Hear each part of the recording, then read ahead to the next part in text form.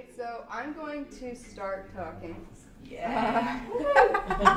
This is going to be a journey we're all going to go on together, because I don't really prepare especially for these kind of talks, because I am not actually an expert, or I wouldn't qualify myself as an expert in this field. Basically what happened is, somewhere along the way, I got sort of baptized by fire into feminist activism, and I've kind of been doing it forever since.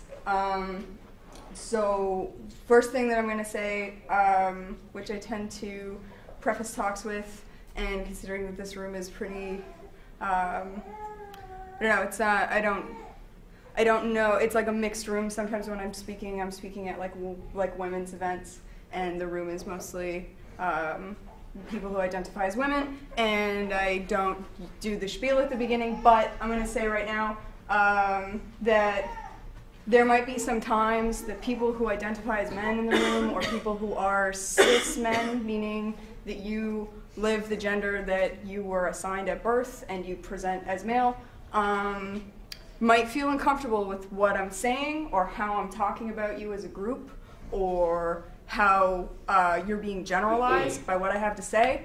And there's something really important I want you to do if you start to feel that way, and that's I want you to swallow it, and I want you to hold it in your stomach, and I want you to understand that that's the way that women and people who aren't you feel all the time around you. And that we don't get to put our hand up and say, hey, you upset me just now, because when we do that, it comes with risk. And when you do that, it puts me at risk. So when people say to me, like, how can I be an ally? The first thing I say to them all the time is, shut up sometimes. Because sometimes you aren't important. And sometimes your feelings aren't important. And the rest of us have to go around, especially in this community, and feel sometimes like we aren't important, and our feelings aren't important, and that this isn't a space for us. So this is going to be an exercise in this sometimes feeling like it might not be the space for you, and I think that's a really important thing for you to acquaint yourself with. And so that's the thing that I'm going to say right now. That's the only thing I'm saying that's going to be directed at, specifically at cis men, because the other thing that I tend to do in these situations is I try to break away from something that I see as a very invisible and pervasive thing within the feminist movement, which is we feel like we have to sell it to men, and I don't do that. I don't say, well, patriarchy hurts men too, because I don't believe that I have to validate my own anti-oppression movement by making it matter to an oppressive group. So I'm not going to coddle you through it, and I'm not going to tell you that this is your fight too, because sometimes it's not, and sometimes you're not going to understand what I'm talking about, and you're just going to have to deal with that. In the same way that I have to deal with that with other privileges that I have. I have to sit down and shut up sometimes and understand that I don't know the experiences of other people. And I have to listen to those people, and listening is a really important thing to do. So, one of the things that I also talk a lot about is sort of the makeup of our movement. To people outside the movement, I came in, a little bit about me, I'll talk about me first. I came into animal rights activism, I came into anarchism, I came into every other ism that I have through feminism, which makes me sort of weird in this community, because people will talk to me about like all the things that turned them vegan or made them vegan, and I can't relate to it because that wasn't what made me a vegan. What made me a vegan was understanding that animal agriculture is a direct exploitation of female animals' bodies. It's breeding programs that make meat. Eggs and dairy are both feminized proteins. They're exploiting the reproductive systems of female animals exclusively. A lot of the times we talk about, like, oh, and male chicks get ground up in the system. I hear that so much more than I hear about the fact that this is the exploitation of female reproductive systems across species, and that's what it is. And I don't know why we don't call that out, because this is a feminist issue. And I feel like as soon as I made that connection, there was no way I could unconnect it. I could never walk into the grocery store and see eggs or see milk and not see women. And that was just how it was for me. I came into anarchism because I realized that nobody was fighting for me who's in power right now. The things that I care about, the people who are in power right now, they're not fighting for them. So why would I support that system? Why would I say that that's a good thing to support? Why would I go out and say, okay, yeah, I'll take the lesser evil here, because you might be fighting for me a little bit. A little bit isn't good enough for me. And so that's how I came into anarchism. I didn't come into it through, punk culture. I didn't come into it through, a MFA table somewhere, HSUS. I came into it because I personally started to identify with other women who were not my species. And so that's how I walked into this thing. Now, because I came into it in an atypical way, I sort of interact with it in an atypical sort of way. One of the things, because I came from feminist organizing when I moved into animal rights organizing, and my feminist friends who are outside of animal rights cannot believe how many predatory men are in the animal rights community. They say, like, but I figured these would be like really compassionate men. These are men who have decided not to eat cheese anymore. So amazing. Wow.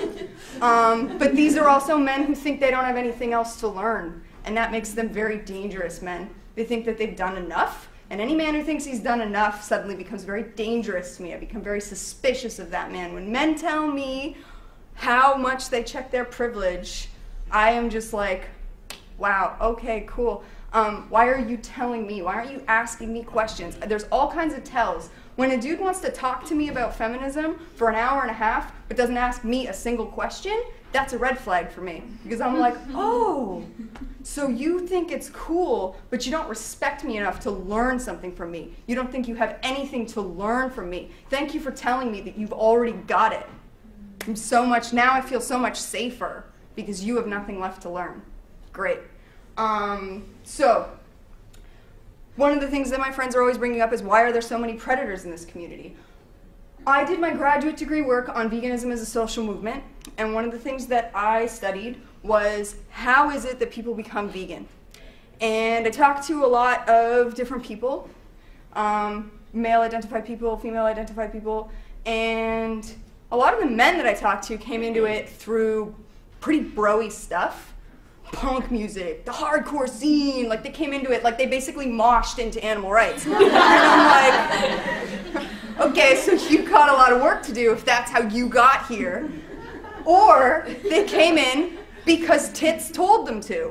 Oh, I saw a PETA demo. And I'm like, okay, that appealed to you? Like, when I looked at the materials that we're using to recruit men, I was like, that material isn't recruiting me. This isn't speaking to me. This isn't talking to me. Who's this talking to? When I see women standing downtown, and all the power to the women, all the power to the women. If you want to take your clothes off and stand downtown and talk about animals, awesome. You do that. If you chose that, A-okay with me. I love it. Go out there. I love when women make men uncomfortable with their nudity.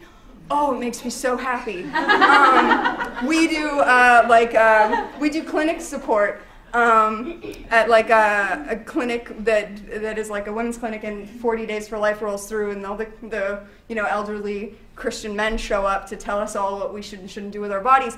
And one of the things that my friends and I did was we all basically just like, we went out there and we basically dressed like as provocatively as we could, but we chose it, and then we stood with all of them. And it made them so uncomfortable because we were commanding our bodies right there, and it was like they really wanted us to cover up, and we're like, no, this is how I feel like dressing today, and I'm allowed.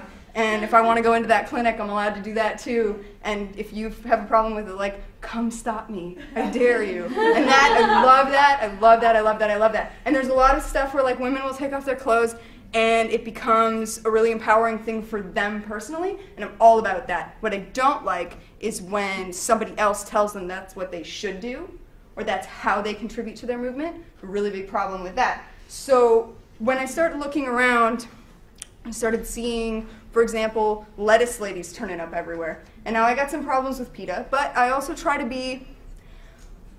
not group everything into like one big ball. So there's some stuff that PETA's done that I'm like, okay, that's cool. Why don't you do that all the time, because that's actually helpful. Stop doing all this other ridiculous bullshit where we're basically just trading in oppression. So we're trading the oppression of women for the emancipation of animals, and I really don't think that I don't like that trade. I don't think we should trade in aggressions. So with those materials, though, when I see all these like hypersexualized images, I start to see how it is that we got so many predators in our movement when this is who we're recruiting. We're recruiting the person who's going to stop on the street when they see a naked woman on a poster with something scrawled on her belly. That guy picks up the literature and reads it.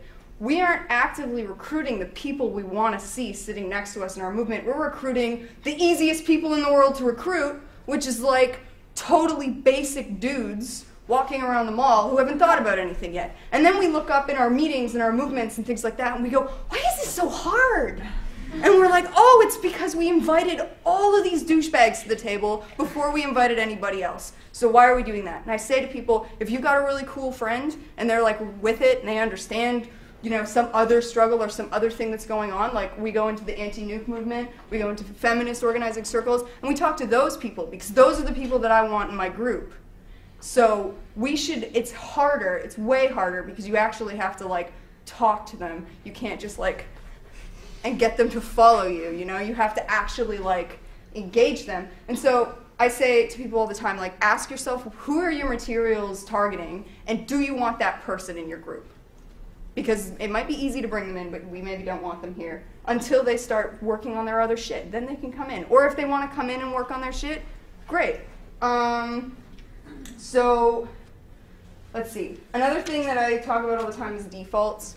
So we have this idea that that there are defaults. I love to do this. I usually do this with Google, but I'm not going to do it with Google here because I think it'll take too long to set it up. But I'll say the name of like a profession, and then I want you guys to like imagine one of those people. So if I say doctor, how many people saw a man? If I say pilot, how many people saw a man? If I say server, how many people saw a woman? We've got all these defaults stacked up in our brains already. And even I do it. When I think of a pilot, I think of a man. I think of a very handsome man sitting at the front of a plane. And I'm like, is this just because I've never heard a voice that's a female-sounding voice on the PA? Like, why do I have this thing in my mind? But that's something that I still have to overcome. I have to overcome that barrier, even myself, as aware of it as I am. The other thing that I say with defaults is that there's this perception that if women don't know the things that men know, we don't know things. Right? And I see this a lot in the hardcore community where men will, I'll say I listen to hardcore music. And men will say, do you listen to this band? And I go, no. They say, do you listen to this band? And I go, no. Do you listen to this band? No. I don't even know who that band is. I got so sick of being in my 20s and having dudes offer to make me mixtapes of the same 9 fucking bands. I was like, you know what? I've heard this. And I can't relate to it. Like I can't relate to so much of it. And it took me a really long time to figure this out because for a while I was like, I don't think I like hardcore music. I feel like I like hardcore music, but I don't really like hardcore music. And what it turns out I actually didn't like is really aggressive dudes. I didn't want to listen to some guy screaming in my headphones about like, how dare you break your oath? Because I'm not straight edge because of an oath. I'm straight edge because men keep me straight edge because it's not safe for me to be drunk.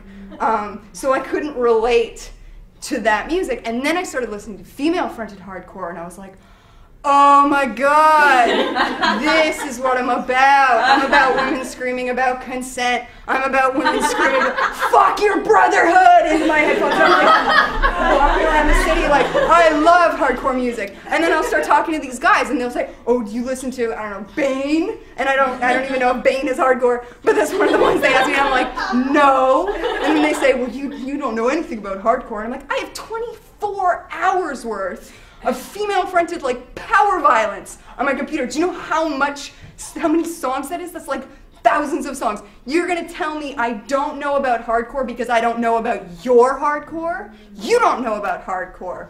You don't know about it. You don't know about anything I have on my computer. You know none of it. And you not only do you not know about it, you're disinterested in it. You think it doesn't exist. You don't think it's real knowledge because it's women. Women aren't real knowledge. There's like basic default knowledge that all of us have to have, and we have to make available to men whenever they request it. So I say, I listen to hardcore music, and the quiz starts. Did you listen to this? What about this? When did you start listening to it? How old were you? Been to this show? Did you go to this thing? And I'm like, I'm sorry. I didn't realize that I was required to pass a litmus test to listen to hardcore music. Right? So, and we do this in the animal rights community all the time. Like when I first started hanging out with like animal rights dudes, they would say to me all the time, like, well, do you know about this activist? Do you know about this action? Do you know about this group? Do you know about this, that? And I was like, no. And then they were like, you're so green. And I would be like, am I? Tell me about how green I am, because I guarantee you, I could do the same thing to you. The difference is that we don't have the privilege to say to men, do you know about this? Do you listen to this band? Do you do this thing? Do you know about that? We don't get to embarrass you in the same way without there being consequences, because our knowledge is considered secondary, periphery, bonus knowledge. And when guys get the bonus knowledge, they get the bonus points, but I don't get the points for knowing all of it in the first place. I don't get the points for lending the dude the book that he later misinterprets and feeds back to me because, like, I didn't understand this part, so I'm going to critique it as if I'm now, this is critical analysis is finding faults in the books that you gave me. And then I'm just like, I can't help the fact that you read it wrong. And so we're just like, we just go through this cycle constantly where I'm constantly having to validate the fact that I'm not a moron to the dudes around me. And I mean, it works really well for me. For example, sometimes this works in our favor. I'm an organizer of a lot of groups. Cops show up. I could have been the person who instigated all of the aggression. I could be the person who made that entire demo, planned the whole thing top to bottom. And if I'm standing with two guys who are taller than me and look older than me, the police will walk up to those guys and go, who's in charge? And I'm just like, because I'm like, yes, you're that sure it's not me. And I get to hide. I get to hide in plain sight all the time. People underestimate me all the time, and I've come to really thoroughly enjoy it because it allows me to really, really, really, really fuck with people that I hate without them ever suspecting that it's me. So, let's see. Then another thing that I say all the time is that I'm not in animal rights as a feminist to be a witness. I didn't come as a witness. I didn't come here to witness all of the problems that exist in this community and be like, gee, shucks, that sucks. I hate that that happens. I'm going to make a Facebook post about how this is a shitty thing that I saw today. Not interested in it. I'm not interested in merely watching all of this stuff happen and not respond to it. I lost the ability to be a spectator a long time ago. Nobody gets to be a spectator in this movement. Like, you just don't. So somebody made the choice for me that I don't get to be a spectator anymore by sexually assaulting me. And so now I don't get to be a spectator. I don't get to just watch this stuff happen and not relate to it personally. I don't get to not take it personally anymore.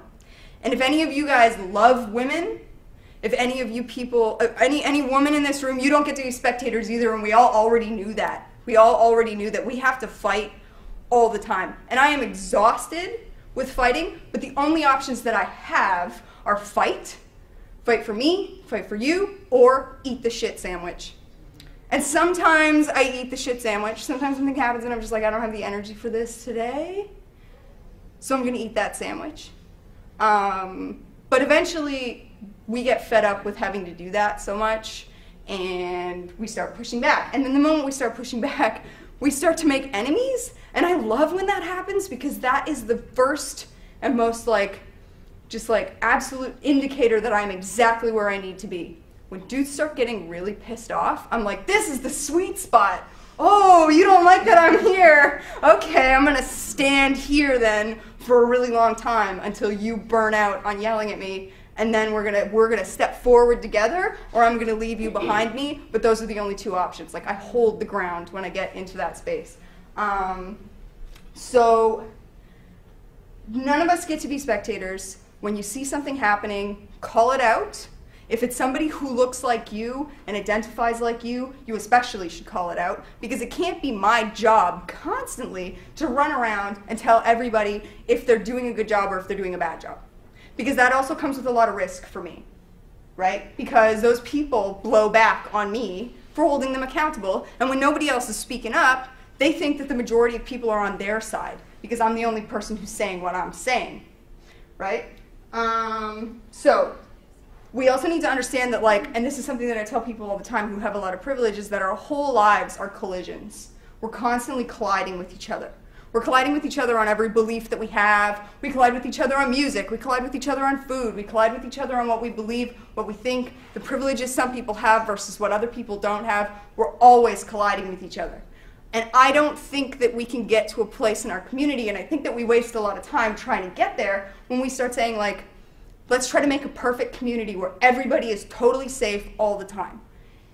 Because we're like, I mean, I fight with my best friend. Like, if you fight with your best friend, like, you know that sometimes you just can't avoid it. You're gonna collide with the people around you. But when I fight with my best friend, you know, we don't scream at each other, and it doesn't end our friendship. And the reason that it doesn't is because we've figured out ways to fight with each other without personalizing it, without insulting that person, by listening to that person, and we go into it with the idea that we want to solve it. So what we're trying to do, in my mind, is not make our communities perfect, but instead change what is a monster truck rally into bumper cars.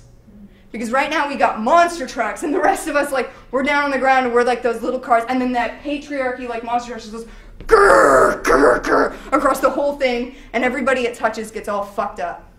And then people scuttle in and they take those cars out and they bring new cars in, and that's what's happening to a lot of women in this community, is we get crushed, and then we get dragged out, and then they fix us back up, and other cars get put out there, and then that monster truck comes in and rolls over them again. If we work on making buffers and working on this stuff and getting it all softened out, if we work on conflict resolution, if we deal in solutions, we can change that monster truck rally into bumper cars. And we're all still going to be colliding with each other, but it's just not going to have the same consequence. It's not going to have the same effect. It's not going to be permanent.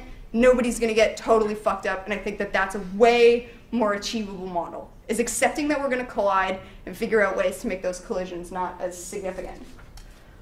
And coming to that goes back to, like, the idea that, like, that to me I call, like, pulling weeds. So we need to start pulling weeds so that we have room for the flowers, because we can't just say, oh, we want this beautiful garden, and then walk into, like, because right now we're walking into, like, brown ground. Like, we're walking into a really shitty place, and it's going to take a lot of work to get us there.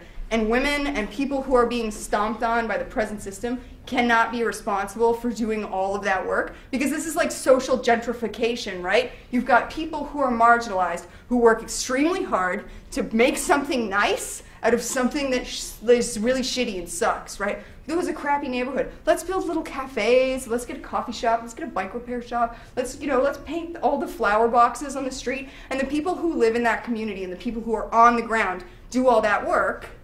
And then rich people come in and they say, like, oh, this is so cute. I want to live here.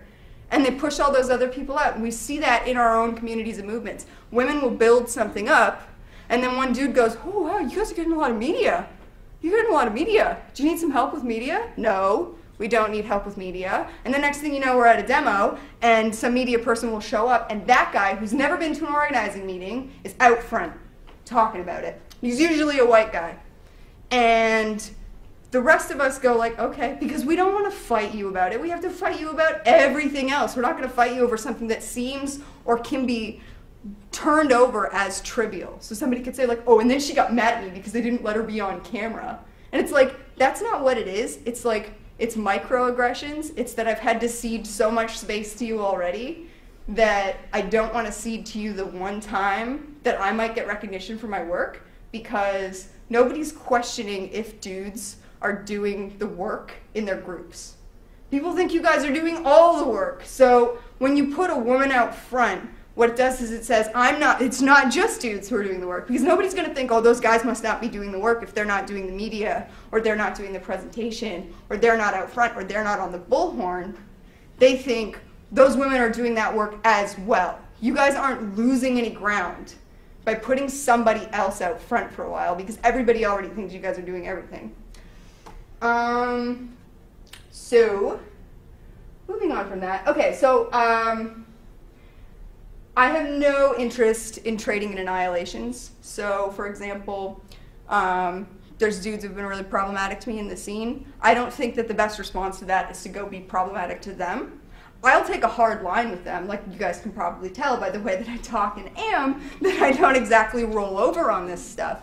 But not rolling over on it and the total, complete destruction, scorched earth model isn't the same thing, right? So, for example, like, as much as it pains me, I will sit down a lot of the times and try to reason with somebody who's being completely ridiculous, because I feel like I have to give them the benefit of the doubt that perhaps they just didn't know that what they're doing is totally fucked up.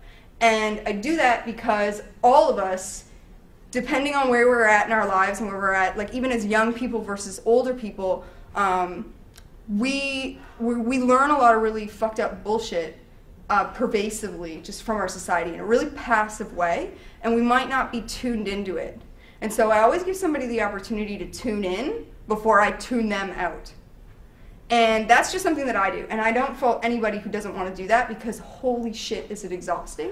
But I do it because I'm particularly good at articulating myself, and I feel like I can maybe get through to people, and that's what I try to do. So justice for me is making people understand that there's a difference between consequences and malice, right? So I'm not attacking you because you fucked up, and now I'm going to be like really horrible to you because you fucked up.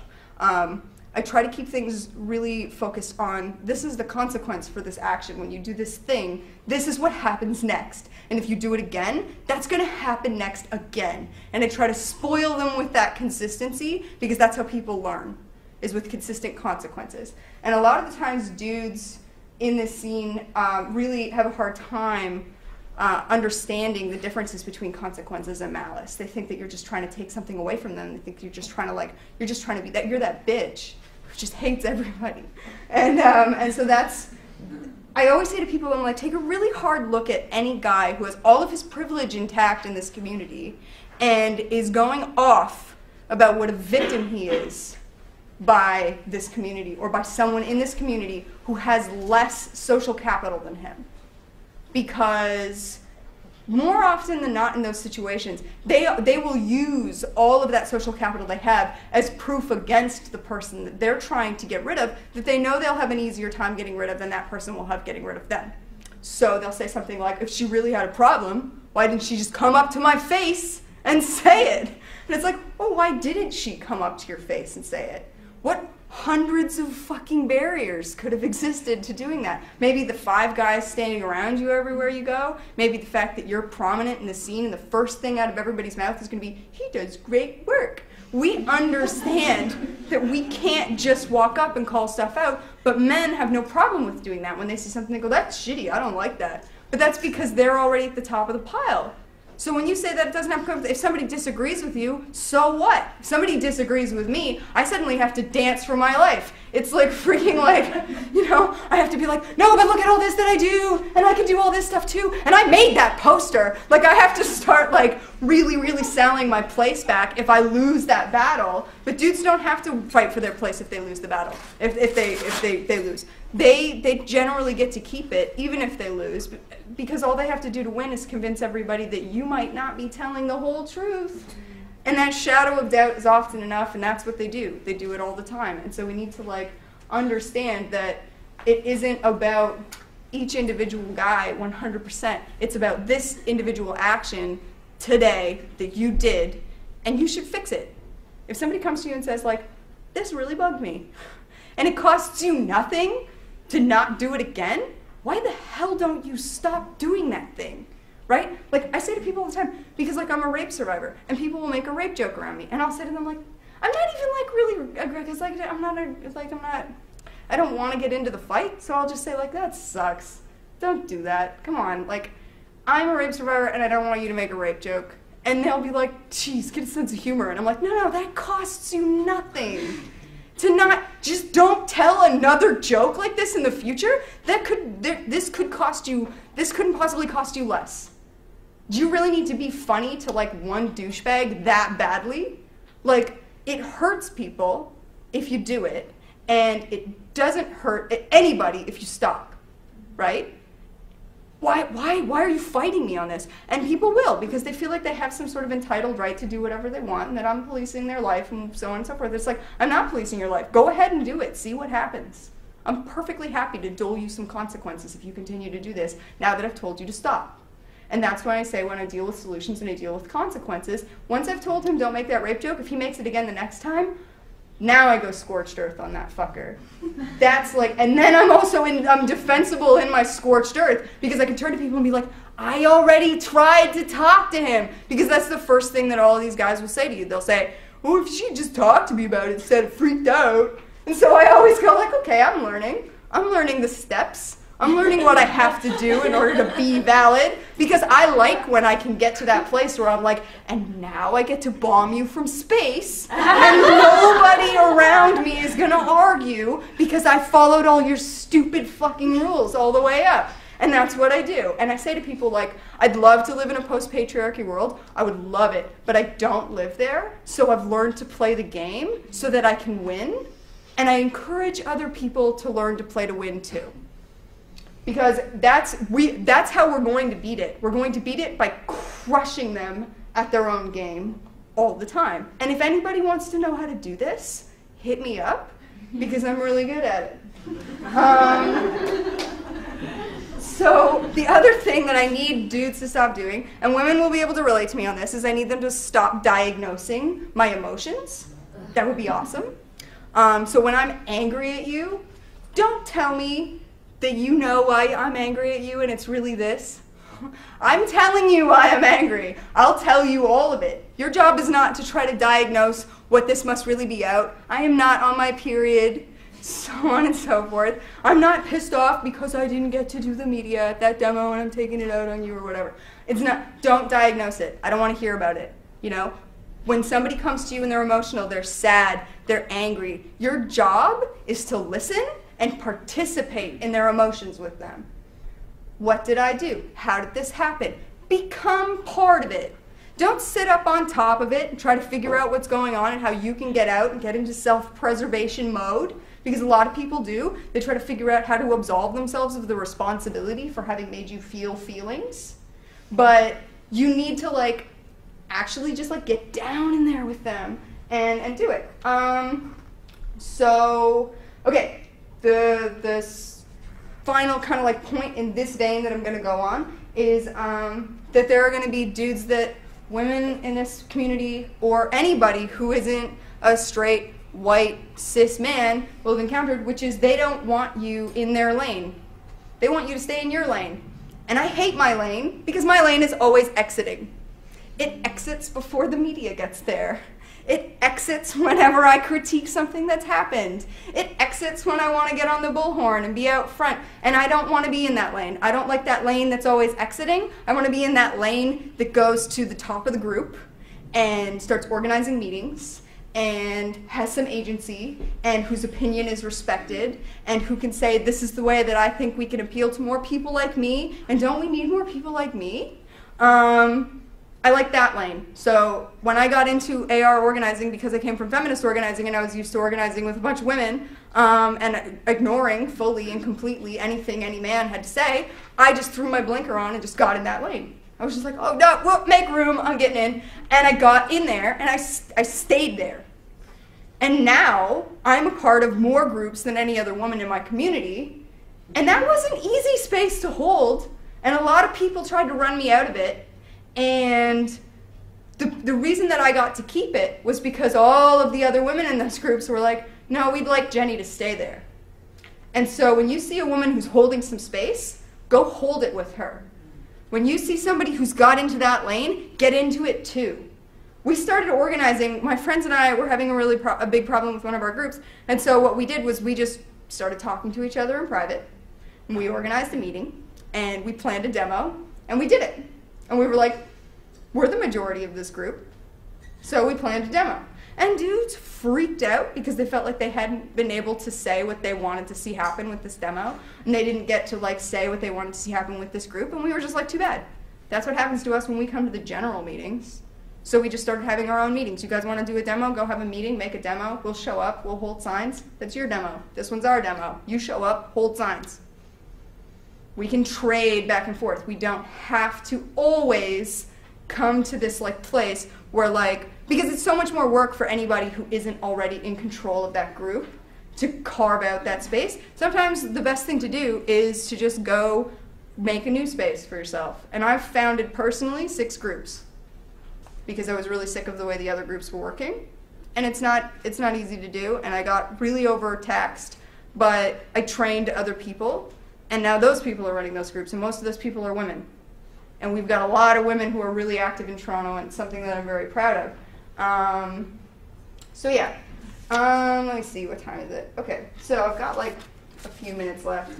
I'm going to say there's a couple things that I want to tell women in this room, because we also get caught up in this thing where like we're always talking about problems that exist, and it almost feels to me like I've come into a room to talk to men instead of coming to a room to talk to women, because so much of even our media and our feminist stuff still is it speaks to like some like absent man in the room, you know, like we'll like listen to Bikini Kill, and so she'll say like, you know, your fucking culture alienates me. She's not talking to other women. Women are relating to her because she's talking to this man thing in the room. And so sometimes I like to just talk to women because I feel like sometimes we don't talk to each other enough. And that's one of the things that I also say to people all the time, is like I really wish women would talk more just to each other and in private. You know, find some women, link up, have some conversations, figure some stuff out. We don't have to always do everything out in public so that, you know, dudes can keep us in check and make sure that we're not doing anything that makes them uncomfortable or shifty. They go meet private all the time. Like, we should just all start just talking. And it makes them very uncomfortable, and people will tell you it makes you uncomfortable. They think you're having some sort of seedy talk about how to bring them down. And I'm just like, get over yourself. We're talking about pads. I really want to say to people, like, you know, talk to women. And one of the things I also like to tell women, I always do this. I do this every time I'm in a room that has women in it, and I'm going to do it right now. I teach women how you can defend yourself using a magazine or a newspaper, because I think this is a really important thing, and it doesn't have anything to do with what I've been talking about right now, but I take this opportunity every time I'm in public to teach women how to do this. I ride the subway a lot in Toronto. Sometimes I feel unsafe on the subway. You can pick up a newspaper. This is very inconspicuous. I also like doing this in rooms full of men because I feel like they're not going to fuck with women who are holding newspapers anymore. And I like that. I love dropping that little fear bomb. Pick up a newspaper, take it spine side, and roll it into a very tight baton and hold it on your lap. This becomes like a piece, it's like a steel rod. Now, if I'm sitting on the subway and somebody was giving me a hard time, I can uppercut them with this anywhere in their upper body, break their sternum, knock the wind out of their throat, break their face. It's really, really solid. And the best part about it is it can't be used against you ever again. So you use it once, drop it. Now, if somebody wants to use this against me, they have to do the incredibly dainty, girly thing of rolling it back up, which gives me ample time to escape. Or, and they'll always go after the thing that hurt them. They always do, because they think it's a weapon and they go after it, and that's when you get away. And I always say to women, like, get away. That's the thing that you gotta do, is just get away. So I do like to teach women how to do that. If you get a magazine, it's even better because these get so sharp. I'm gonna pass this around so people can feel how effective this would be, and dudes, take note. So I'm going to roll this up, I'm going to pass it around, and everybody can feel just how nice and sharp that gets. So I just like to do that. That's a thing that I like to do. And so, yeah, I want to say to women, like, one of the things that took me a really long time to learn is that you don't have to respond every time. It can be exhausting when you feel like you have to respond. Somebody says something stupid, you don't have to respond to it. Somebody says something about you, you don't have to respond to it. You are in control. You have the power to decide how you react to things. And sometimes you don't have the power to control. Sometimes it's really, really visceral response. But you can control how it is that you're gonna go out into the world and interact with this thing that's happened. And sometimes you could just take the L. There's absolutely nothing wrong with eating that sandwich. I eat it all the time. I don't like it, but I do. Don't give people the power they don't deserve. And don't be afraid of telling other women what's going on, because one of the things that we end up doing is women collect a lot of secrets. Women in this room right now can tell you every problematic guy in their scene. And every woman in the community talks to each other about him. And it's very, very shocking to me that whenever these guys get outed, there are people who are usually privileged people who go like, wow, I had no idea. And all of the women in the room were like, we all knew. And we've known for a long time. It's just that we didn't know what to do about it. And so this is something that it's a whole other talk in how to deal with problematic people in your community. And I don't 100% know how to do it yet. I do it on a case-by-case basis. That's because justice isn't static. And that's the other big thing that I want to say to people all the time. I'm a rape survivor. Sometimes I fight my rapist. Sometimes I fight his support. Sometimes I fight other women in the community who think that I undersolved that problem. Sometimes I fight myself. Sometimes I fight my own anger. Sometimes I fight men who are my allies who want to go kick his teeth in, and I'm like, please don't do that, because he's not coming for you tomorrow, he's coming for me. Sometimes I fight back tears. Sometimes I fight not to cut my own skin because I'm so upset. Sometimes I fight the general society that caused him to think that what he was doing was okay. Sometimes I fight his place in our community. Sometimes, you know, some days I want absolutely nothing to do with him, and other days I hope so badly he'll show up because I really, really, really want to take his blood out, and I'm having a bad day, and he seems like a great place to focus that energy. The way that I feel about it is constantly changing.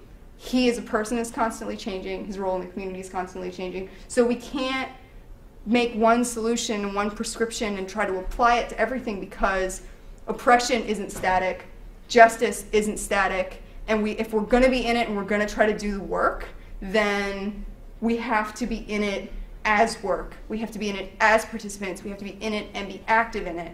It's activism, it's not watchtivism. And so I'm going to close with this clip that the first time I saw it, I actually leapt up out of my chair in the theater very embarrassingly and went, yes! And so it means a lot to me. And I mean, I'll say right now, I'll preface, I don't like everything that Kathleen Hanna has ever said or did, but this, I like this. And it's also important not to throw out everything a person has said and done because they do something you don't like, because this, again, like this was bang on for me, and I don't know if it's going to be bang on for any of you guys. Yeah, and I think it's applicable across a lot of different scenes as well. So, anyways. What is the story of my life? I have no fucking idea. Okay. So it comes up just. I just think there's this certain assumption that when a man tells the truth, it's the truth. And when, as a woman, I go to tell the truth, I feel like I have to negotiate the way I'll be perceived. Like, I feel like there's always the suspicion around a woman's truth, the idea that you're exaggerating. I don't just sit there and be like, this. There's this whole fear that I'm going to finally fucking step to the plate and told the truth, and someone's going to say, I don't think so.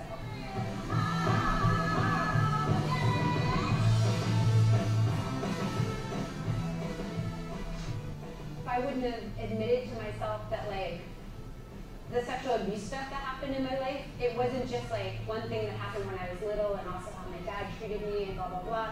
It was like all of these different things. Like, I would never want to tell everybody the whole entire story because it sounded crazy. It sounded just like too big of a can of worms. Like, who would believe me? And then I was like, other women would believe me. And that's it. That's what I want to leave us on. Other women will believe you. Yes. And that's it. That's my talk. I'm out.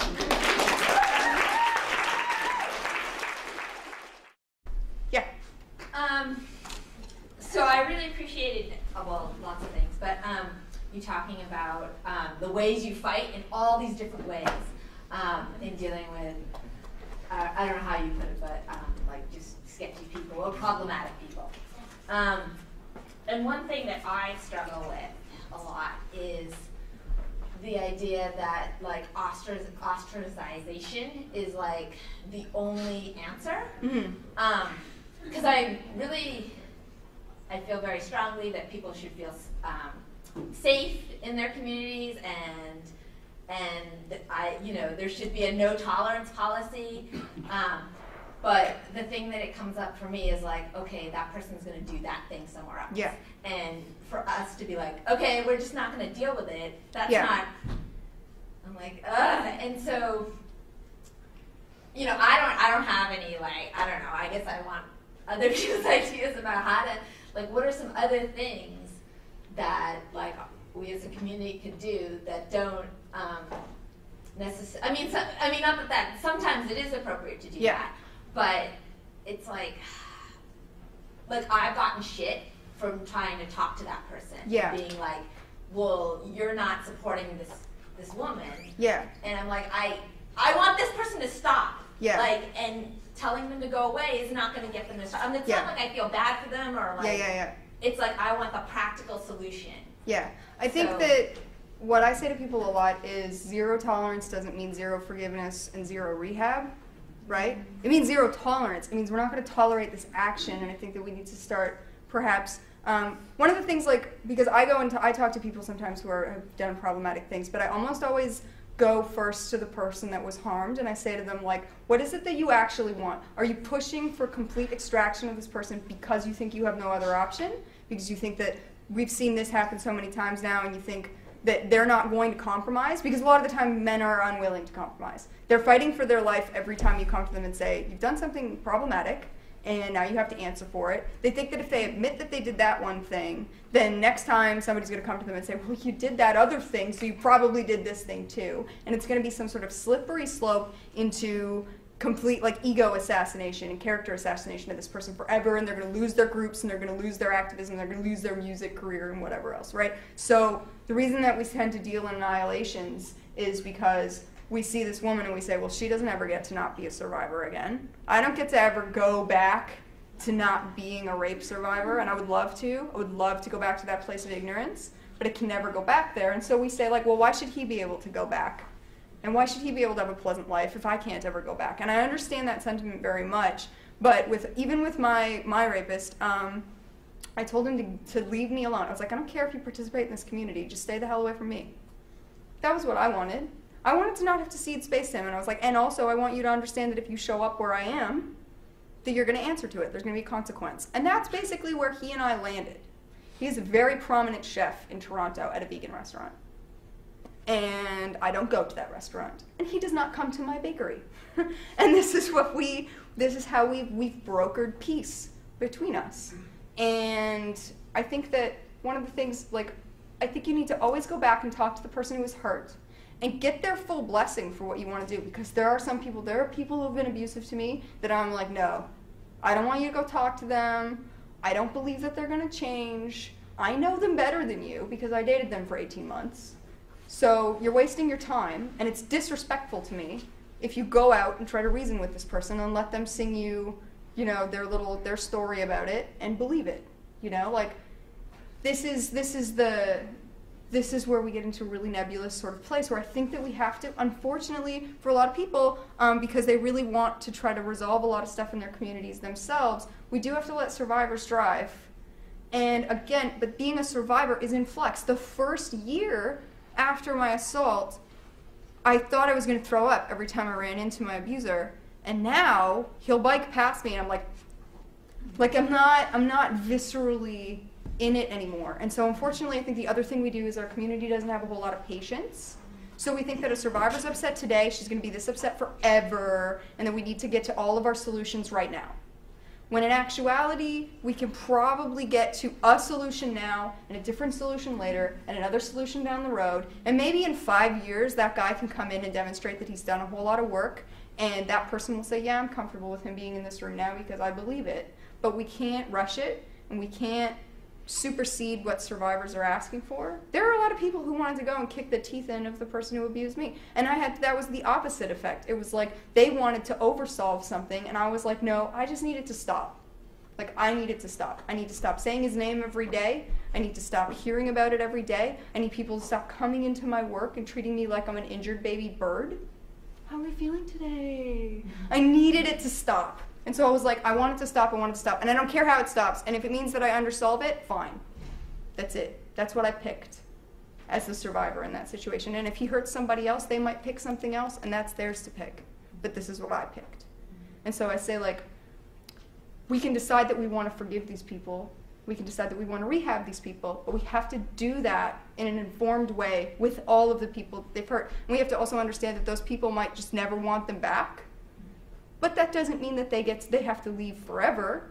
It just means that we have to figure out how to not put those two people in the same place. Right? So I think that it's about dynamic solutions more than what I had said before, which is like applying one solution to this problem because it looks like this other problem and it worked for this problem, so it's going to work for this problem, because everything is in flux. None of it is static. Even that other problem where it worked before could blow up next week because that guy could show up and do something stupid, and then that whole solution goes away. So I'm saying, like, we have to understand that this is work, and it's constant work, and it's ongoing work, and it's a lot of checks and balances, and it's a lot of checking in, and it's a lot of talking to people, and it's communicating, and that we're never going to be able to go, done, we fixed it. Because it wasn't fixed before, it was just hidden before.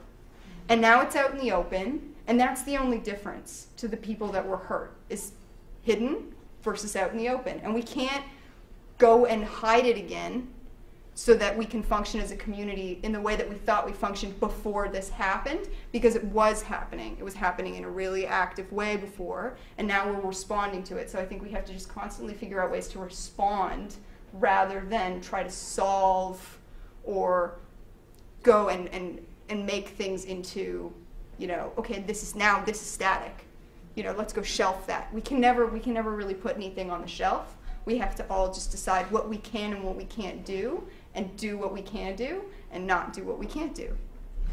Again, it's bumper cars. It's not. That's why I use that analogy, because I feel like, we're never going to stop colliding with each other. We just have to figure out more sophisticated ways to collide with each other so that we're not getting all fucked up when it happens. I mean, I'm to a point now where I feel like I can speak about it, and so I do a lot, because I feel like, and there's a lot of people I know who can't, and that's why I'm also so vocal about it, because I feel like I'm not just talking for me, I'm talking for all the other people who can't talk about it yet, or who may never get to talk about it. And so thank you for affirming that. I was just wondering if anyone had any general thoughts. Like, you're saying, like, there seems to be like these really vile men in like the animal live community, and I've also noticed within like the environmental movement, and like some friends of mine have spoken about it. And sometimes we wonder if it's like if people are approaching these issues from like almost like a place of like purity, like they're able to talk about it from a purely environmental point of view, or purely just an animal thing. They might be white dudes. Yeah. Or they probably are. And it's almost like those spaces in and of themselves are like sort of dangerous. Yeah. Because it's like we had this experience in Vancouver with this guy who was like interested in feminism and animal life. He said some like fucked up things with like around some women, and he said to them like, well, I guess I should stay away from the feminism stuff because at least animals, or I should do more animal live stuff because animals can't talk back to me. Yeah. Which is something that I say all the time. I say, like, it's amazing because we've got a community of people who want to work so badly to, like, help, animals and, emancipate animals from all of this harm. And they always, they trade in voices. Oh, we're the voice for the voiceless. And I'm like, yeah, but you guys don't even listen to the people who have voices who are talking to you. That's the only reason that you are the voice for the voiceless. You like that they're voiceless. You like that animal can't say, I don't want you to show a video of the worst day of my life when I got abused or slaughtered. I used to say to people all the time, like, this graphic footage stuff, I produced Maximum Tolerated Dose, and you will notice in that film that we don't use a lot of graphic footage, and that's because it makes me uncomfortable, because I'm like, somebody said to me, hey, guess what, we got your rape on tape. We want to play it downtown and really shake dudes up because they'll see how bad this is for you. And I'd be like, oh, thank you. Like, that was the worst day of my life. I don't really feel like showing that downtown, but we can't go ask animals, hey, is it okay if I use this footage of this terrible thing that happened to you? But don't worry, because it's gonna make all these people stop doing this to people like you. Like it's really difficult sort of space to be in. And so I say, when you say things about like this guy saying like, oh, I should stay out of the feminist stuff because, you know, animals don't talk back to me, it's like, yeah, that might be a big component of why we see so many people also trying to isolate issues and be single issue. And I always say to people like, man, I wish I could be single issue. That would be awesome. If I could wake up in the morning and just think about animal rights all day, that would be great. But the minute I leave my house in shorts, somebody else makes the decision for me that I don't get to just think about animals today. I have to think about how I got catcalled today and how I'm going to respond to that catcall, and if I'm going to respond to it today, or if that guy is bigger than me, or if I'm alone, or what time of day it is, or where I'm going next. I have to think about a lot of different things, and I'm not the person who makes the choice about those things. Other people make that choice for me. So I say to these people all the time, it's like, I'd love to be single issue. Wouldn't that be a treat?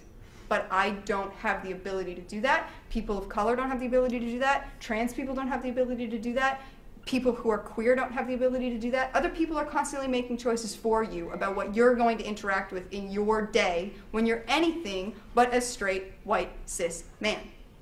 Straight, white, cis men are in control of their day. You wake up in the morning and say, how do I feel? And you go out into the world, right? And you could have an entire day where you could just deal with the things that you chose to deal with, and the rest of us do not have that ability. So when you tell me to let something go, understand that you don't have to let go of as much stuff as me, as often as me, and that I'm already letting go 9 things, and this is the 10th, and I picked it, and I'm not gonna let it go, because this one matters, and I selected it out of a plethora of things that I could have selected to be pissed off about today, and I decided that's the one I'm gonna respond to. And that's why it's equally insulting when people tell me, who are outside of that fight, you shouldn't have focused on this, you should let this go. Because I'm like, you don't even know what I let go today. You don't even know what I already let go of, so shut up. And that's basically, you know, that's how I respond to the compartmentalization of struggles, because isn't it nice that some people can do that, but unfortunately for the rest of us, other people have decided for us that we can't, that we don't have the ability to do that. We didn't pick it, and they talk to us like we picked it, but we didn't pick it. I was saying to my friend Tim, is in the front row here, yesterday, that this 48-hour stretch that I've been in Portland and walking around with him and Jeff has been the only 48-hour stretch I've had in 6 months where I wasn't street harassed. Because I don't walk around with men at home. I walk around by myself. I run a business alone, and I leave at 2 a.m. and I work between 2 bars.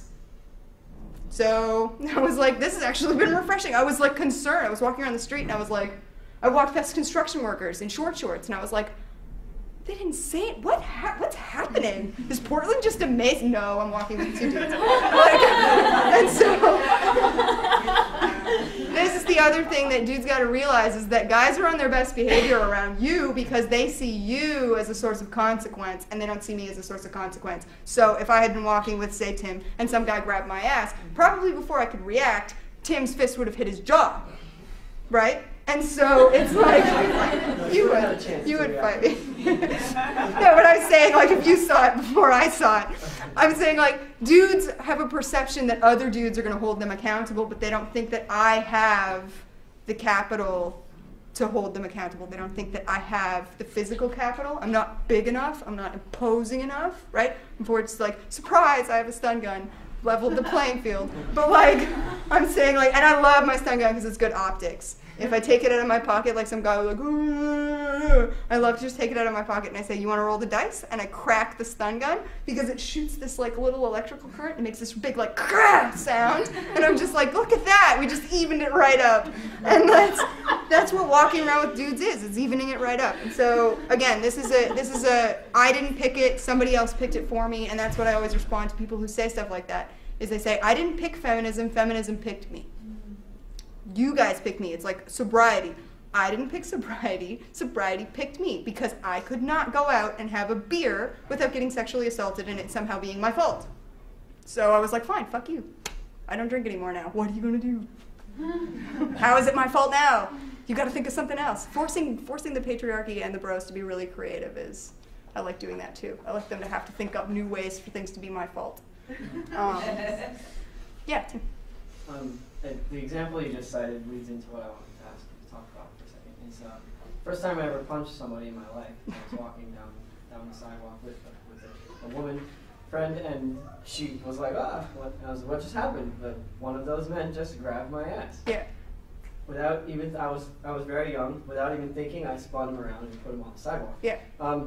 Since then, I've learned a lot I was taking control in a situation where she had control and should have had an opportunity to handle it. And if she asked for an ally and if she needed an ally, then I would have been there. Yeah. So as far as being an ally, and it's something we were talking about, and I'd love for you to say it in this room, about like how you prove you're an ally the best way. It's like, should I brag about how I'm a feminist, or should I? Well, like I've said all the time, if you're a feminist and you're a dude, I know.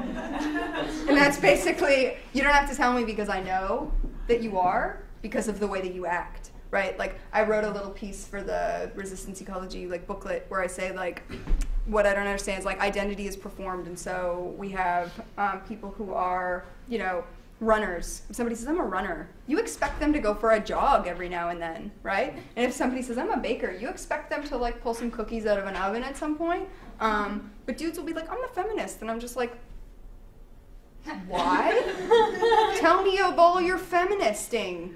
Like, I'm just like, I'm so interested in how it is that you perform this. Is it because you read a Bell Hooks book one time? Because being a feminist does not mean I read a book, right? Like, I don't understand why when we start talking about, like, people saying, like, oh, I'm anti-racist, and I'm like, are you?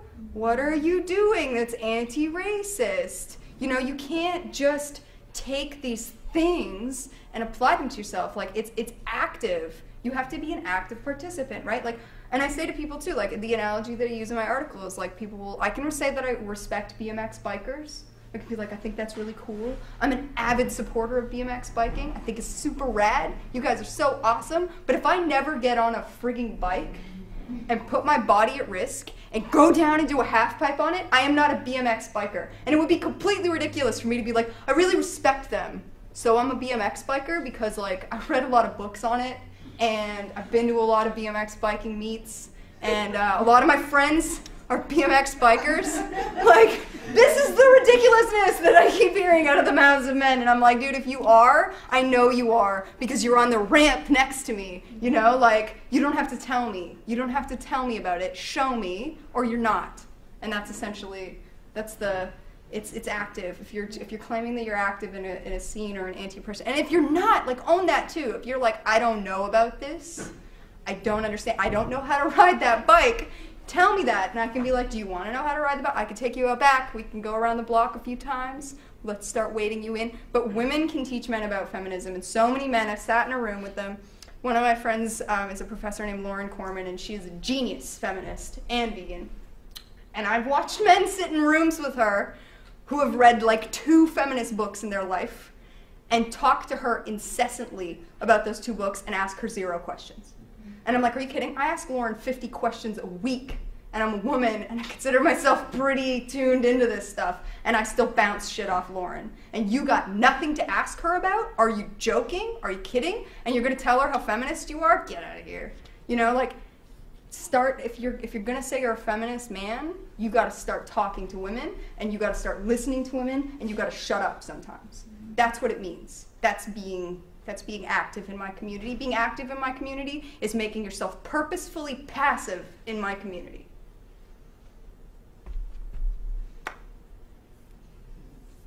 Yeah? I just want to say I appreciate the method making that you demonstrated, because I noticed that a few men get uncomfortable when it was passed around, so I really appreciate that. That's my favorite hobby, is making men uncomfortable.